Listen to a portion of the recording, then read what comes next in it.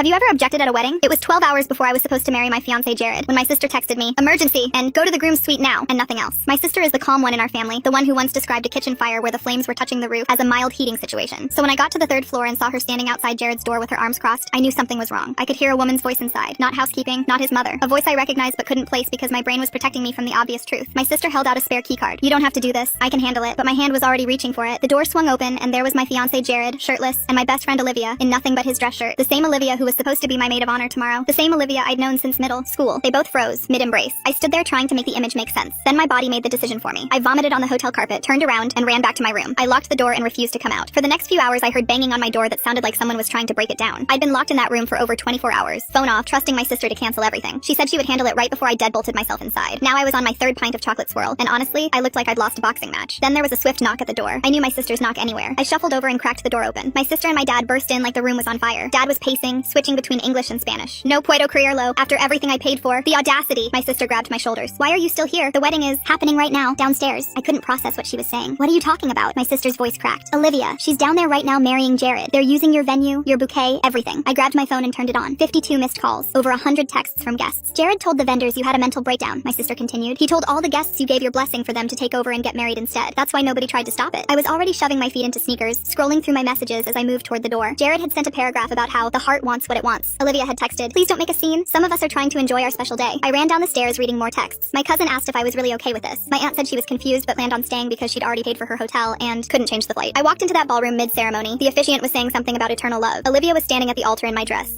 the one I'd spent 8 months finding. It fit her wrong, too tight in the shoulders. About 30 guests were still seated. When they saw me walk through the doors, their faces cycled through guilt, shock, and fear. The officiant stopped talking. Jared's jaw dropped. Olivia clutched the bouquet like a weapon. "What are you doing here?" Olivia hissed at me. I kept walking down the aisle without stopping. "This is our wedding now," Jared said. "You gave it up when you ran away and gave up on us." I laughed. "I caught you cheating on me in our hotel the night before our wedding. That's not giving anything up. That's having basic standards." Olivia stepped forward, her voice dripping with fake sympathy. "You would have made him miserable. I saved him from a lifetime of settling for you." Some guests gasped. I almost laughed. "Settling? You were my maid of honor. You gave a toast at my engagement party about how perfect Jared and I were together." Jared crossed his arms. "Everyone here knows you're unstable. That's why they stayed. They feel sorry for you." I looked at the seated guests. Some wouldn't meet my eyes. Others looked like they wanted to disappear into the floor. "Is that what Jared told you? That I gave my blessing? That I wanted this?" A few people shifted uncomfortably. One older woman from Jared's side of the family nodded her head slowly. I turned back to Jared and Olivia. "Here's what's actually happening. My father paid for this entire wedding. His name is on every single contract. The venue, the catering, the flowers, the DJ, all of it. Neither of you two signed anything, which means this isn't your wedding." Jared's face went pale. Olivia's grip on her bouquet tightened until her knuckles turned white. "You can take off my dress now," I said to Olivia. "Or you can explain to my father's lawyers why you're wearing stolen property at a fraudulent ceremony. My dad paid for this wedding, so get the fuck out." Jared grabbed Olivia's arm and pulled her toward the side exit. She was still wearing my dress when they disappeared through the door. Some of the leftover guests had the nerve to text me afterward. One said I was classless for making a scene. My favorite message came from Jared's cousin who wrote, "Nobody asked you to show up."